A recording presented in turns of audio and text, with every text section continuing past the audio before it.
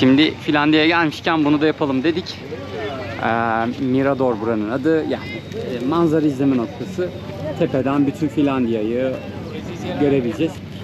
Şimdi oraya giriş ücretli. Bilet alacağız. Uyandık, kahvaltımızı yaptık. Evet. Buradaki son günümüz. Gitmeden son aktivitemizi yapalım dedik. Kolombiyalı arkadaşlarımızla Ermeni'ye geçeceğiz. Beraber ev tuttuk orada. 3 gün beraberiz onlarla. Çok iyi anlaştık. Fırsat bulursak beraber güzel vakit geçiririz. Ondan sonra Bogota'ya, biz de yolumuza. Rüzgar nereye eserse.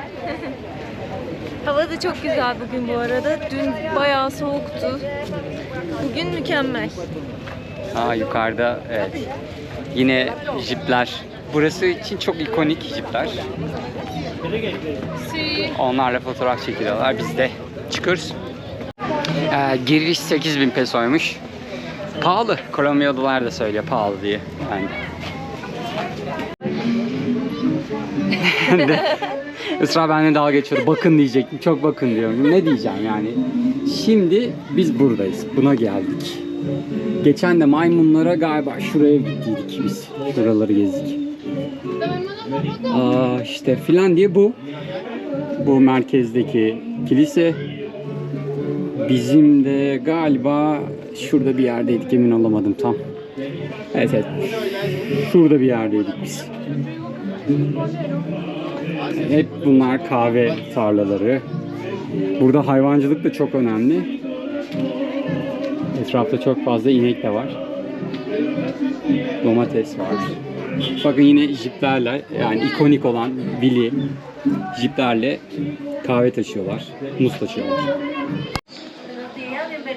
Böyle yerlerin olmazsa olmazı hediyelik eşyacılar. Deyince de sizi yemyeşil bir alan karşılıyor. Orası galiba özel mülk. Gerçi burada böyle bütün ormanlar, nehirler özel mülk. Hala. Bu arada içeride işte böyle sembolik şeyler yapmışlar. İşte, Sanatçıların yaptığı şeyler. Yok söylerim, arkadaki yeri söylüyorum. İşte at var, kahve var üzerinde. Fotoğraf çektireceksen bağış yapacaksın. Girişte zaten 8.000 vermişim ben. Niye? Hani ekstra para vereyim ki? Bence de o biraz abartı olmuş ya. Bir de burada böyle espadriller var bakın. Şekil. Şöyle oyuncaklar, çakmaklıklar. Domuzcuk. İnekmiş. Kalite yapan yağlılar. Bakın şu şey var ya, fotoğraf çekilen şey. Biraz önce arkada bir tane daha vardı, paralıydı. Yani. Bahşiş vermemiz gerekiyor. Buradan girip böyle yürüyorsunuz. Fotoğraf için para istediğinler dediklerim şunlar. Oradan gelip hediyelik eşyalardan yukarı merdivenlerden çıkıyorsunuz. Sizi böyle güzel bir manzara karşılıyor. Isra yine orada fotoğraf çekiyor.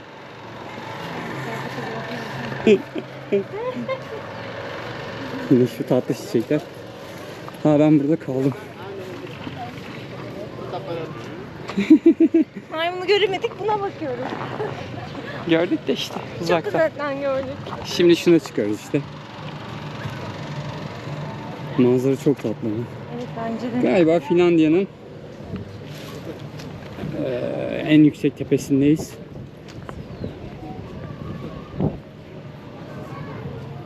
Arkamda gördüğünüz yerde diyor ki koloni mimarisini olduğu gibi korumuşlar. Her yer böyle renkli işte eski döneme ait tahta yapılardan oluşuyormuş. 2 katlı binalar varmış, bir sürü kapıları, pencereleri olan. Onu söylüyor. Gerçekten de öyle yani. Buranın belediyesi Finlandiya'nın ta eski zamandaki yapısını korumuş. Bu arada gerçekten diğer kasabaları da gördük. Burası çok iyi korunmuş. Buradaki tek sorun şu, Finlandiya çok turistik bir alan haline gelmeye başlamış. Burada eskiden yaklaşık 5.000 insan yaşıyorken şimdi 15.000'e çıkmış, yani 3 katı olmuş.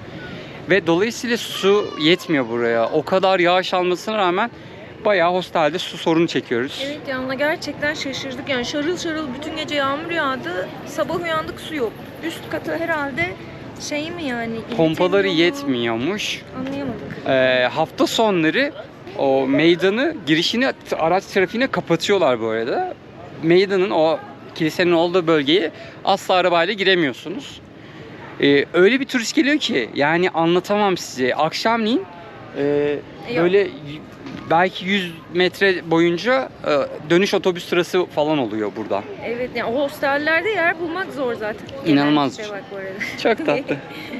Hola. Hola. Hola. Muy bonito. Gracias. Ciao. Çocukları çok şeker. Çizgi filmden fırlamış gibi ya. Hafta sonu hayvan gibi tüketim olunca bayağı susuz kalıyorsunuz ama hosteller ona hazırlıklı oluyor. Tüketimi artıyor maalesef. Bir de fiyatlar artıyor tabii. Yani mesela bugün kalmak istesek 30, hafta sonu 50 falan, 50.000 peso civarında tutuyor. Ya bizim zamanımız çok kalıyoruz o yüzden. Ama çok güzel ya vallahi. Çok güzel. Hadi çıkalım. Yukarı. Vamos. Bu arada vamos. Let's go. Vamonos. Let's go. Ya burada biri hadi gidelim, biri buradan gidelimmiş. Onu öğrendik. Bizim İspanyolca öğretmenimiz orada. Onlar öğretiyor.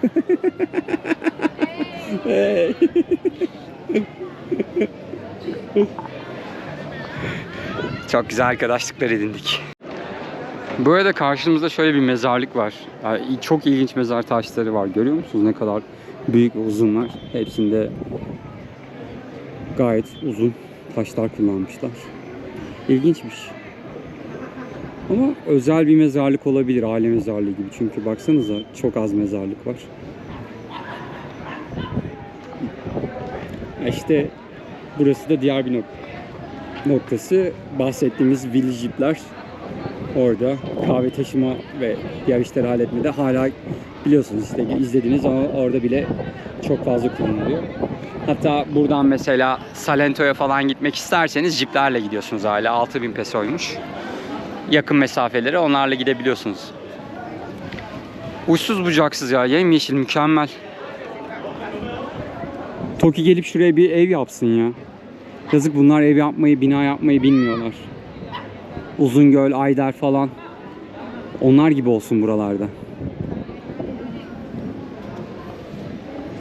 İyi ki zamanında Uzungöl ve Ayder'e gitmişiz yani. Hani vallahi şu an içim acıdı. Yani son fotoğrafları görünce zaten.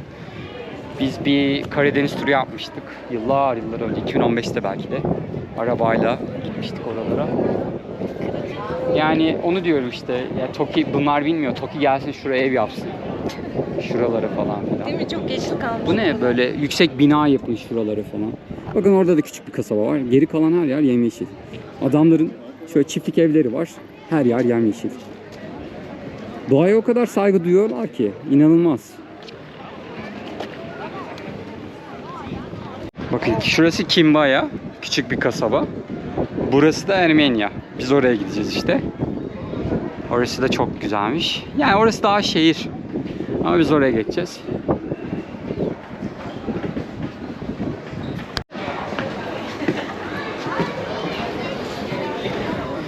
Merdiven tırmanmadığımız bir gün yok. Neyse ki çok değil.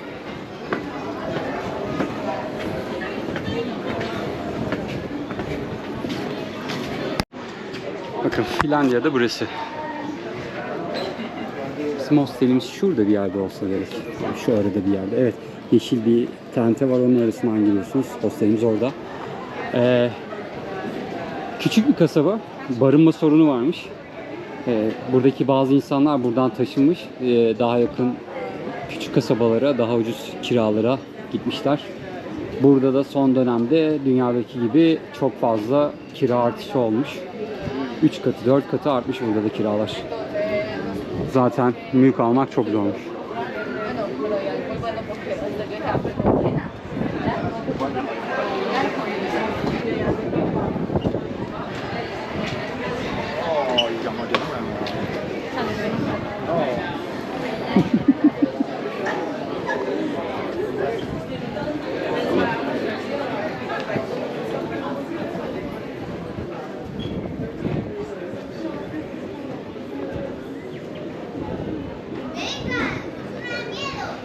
Biz aşağıdan drone çekeriz. Hayır. Biz aşağıdan drone çekelim. Hiç sormayalım yasak mı diye. Taktik o. Bence de. Sonra gelirlerse de Türkçe konuşuyoruz. Hiç İletişim anlamıyoruz. sıfır. Bilmiyoruz. Ne yapalım yani? Buralara gelmişiz, drone'u taşımışız o kadar. Çekmeyelim mi?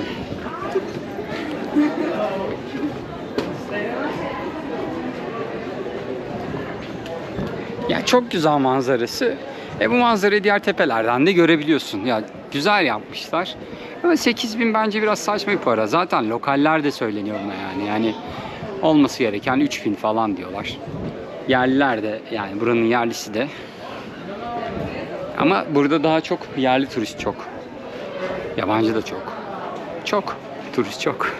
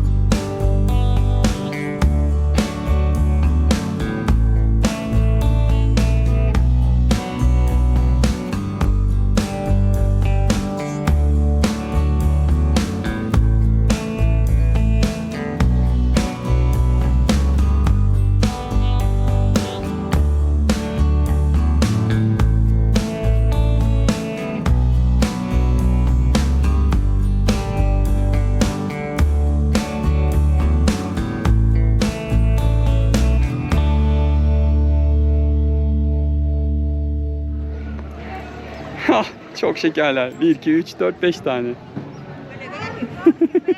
Çok şekerler. Gelin gelin. Gelin tiplere bak. Gel. Gel. Gel. Gel. Gel. Gel. Kokla. Kokla. Kokla. Ya çok şekersiniz siz ya. Ne yapıyorsunuz siz? Çok tatlı. Pamuksun ya, sen dokunma. Kırpı kırpı. Merinos koyunu. Merinos. Ayşe de oraya. Nesin sen? Sen nesin ya? Gel sen de gel. Atlarınız ne ki sizin? Geziyor mu burada? O sahibiyle. Ya sen Çok tatlı. sahibiyle fotoğraf çektirmeye gitti.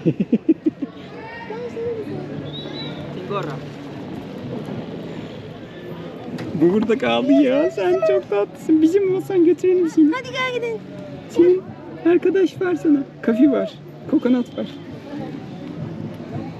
Gerçekten yumuşacık ama. Erken gelmeyin faydalıdır. Sıraya bakar mısınız? İçerisi de çok kalabalıklaştı. Bayağı sıra buraya kadar geliyor. Bu kadar beklemezmişiz ya. Jenny, come in. Yani 8.000'e değmeyebilir. Yani en azından bedava çiş yaptık. Evet. Drone görüntüleri olmuş mu? Olduysa yoruma.